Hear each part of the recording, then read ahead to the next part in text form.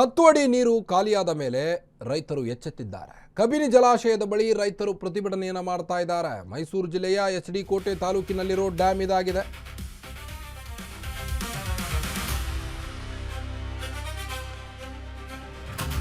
ಒಂದು ಕಡೆ ರಾಜ್ಯ ಸರ್ಕಾರ ಹೇಳದೆ ಕೇಳದೆ 80 ಗೇಟ್ಗಳನ್ನು ಓಪನ್ ಮಾಡಿ 3000 ಕ್ಯೂಸೆಕ್ಸ್ನಷ್ಟು ನೀರನ್ನು ತಮಿಳುನಾಡಿಗೆ ಹರಿಸಿದೆ.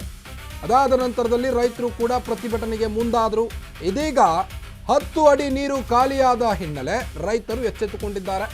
ಹಳೆ ಮೈಸೂರು ಭಾಗದ ಜನರು ಕಬಿನಿ ಜಲಾಶಯದ ಬಳಿ ರೈತರು ಪ್ರತಿಭಟನೆಯನ್ನು ಮಾಡ್ತಾ ಇದ್ದಾರೆ. ಈಗ ಮೈಸೂರು ಜಿಲ್ಲೆಯ ಎಚ್.ಡಿ. ಕೋಟೆ ತಾಲೂಕಿನಲ್ಲಿರುವಂಥ ಡ್ಯಾಮ್ ಇದಾಗಿದೆ. ಬೇಚನಹಳ್ಳಿ ಗ್ರಾಮದಲ್ಲಿರುವಂಥ ಕಬಿನಿ ಜಲಾಶಯ ಇದಾಗಿದ್ದು, ಕಬಿನಿ ಡ್ಯಾಮ್ಗೆ ಮುತ್ತಿಗೆ ಹಾಕಲು ರೈತರು ಮುಂದಾಗಿದ್ದಾರೆ. ತಮಿಳುನಾಡಿಗೆ ನೀರು ಹರಿಸೋದನ್ನ ನಿಲ್ಲಿಸಬೇಕು ಕೂಡಲೇ. ನಮಗೆ ನೀರಿಲ್ಲ, ಇನ್ನು ತಮಿಳಿಗರಿಗೆ ಕೊಡಬೇಕಾ ಅನ್ನೋ ಪ್ರಶ್ನೆ ಎದ್ದಿದೆ. ಈಗ ರೈತರ ಹಿತವನ್ನ ಕಾಪಾಡಿ ಕುಡಿಯಲು ನೀರು ಉಳಿಸಿ, ಇದ್ದ ಎಲ್ಲ ನೀರನ್ನ ತಮಿಳುನಾಡಿಗೆ ಕೊಟ್ರೆ ನಾವೇನು ಕುಡಿಯೋದು ಅನ್ನೋದು ರೈತರ ಆಕ್ರೋಶಕ್ಕೆ ಗುರಿಯಾಗಿದೆ. ಈಗ ಕಬಿನಿ ಡ್ಯಾಮ್ ಎದುರು ಸಾವಿರಾರು ರೈತರು ಪ್ರತಿಭಟನೆಯನ್ನ ಮಾಡ್ತಾ ಇದ್ದಾರೆ. ಸಿಎಂ ಡಿ.ಕೆ. ಶಿವಕುಮಾರ್ ಜೋಸೆಫ್ ವಿಜಯ್ ವಿರುದ್ಧ ಘೋಷಣೆಯನ್ನ ಕೂಗುತ್ತಾ ಈಗ ರೈತರು ಪ್ರತಿಭಟನೆಯನ್ನು ನಡೆಸಿದ್ದಾರೆ. ದೊಡ್ಡದಾಗಿ ಮಾತನಾಡ್ತಾರೆ, ಮಾಡೋದೆಲ್ಲ ಬರೀ ಇಂಥವೇ ಕೆಲಸ. ನೋಡಿ, ನಮ್ಮ ರೈತರು ರೈತರಲ್ಲ, ತಮಿಳುನಾಡು ರೈತರು ಮಾತ್ರ ರೈತರು ಅನ್ನೋ ರೀತಿ ರಾಜ್ಯ ಸರ್ಕಾರ ನಡೆದುಕೊಳ್ತಾ ಇದೆ. ಒಂದು ಕಡೆ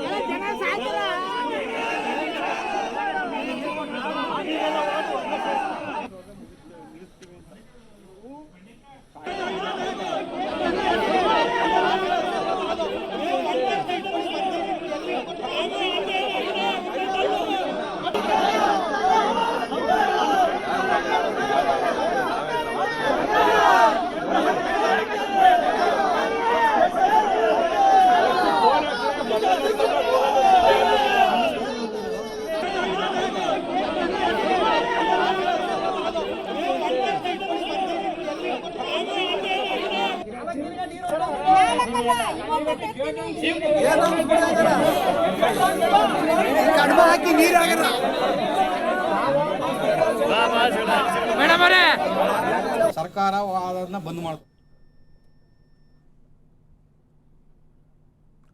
ನೋಡಿ, ಬೀಚನಹಳ್ಳಿ ಗ್ರಾಮದಲ್ಲಿರುವಂಥ ಕಬಿನಿ ಜಲಾಶಯ ಇದಾಗಿದೆ. ಈಗಾಗಲೇ ತಮಿಳುನಾಡಿಗೆ ಸಾಕಷ್ಟು ನೀರನ್ನು ಹರಿಸಿದಂಥ ಆರೋಪದ ಮೇಲೆ ರಾಜ್ಯ ಸರ್ಕಾರ ಈಗ ರೈತರ ಆಕ್ರೋಶಕ್ಕೆ ಗುರಿಯಾಗಿದೆ.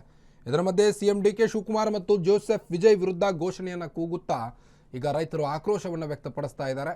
ಸುಮಾರು 10 ಅಡಿ ನೀರು ಖಾಲಿಯಾಗಿದೆ ಈಗ ಒಂದು ಕಬಿನಿ ಜಲಾಶಯದಲ್ಲಿ.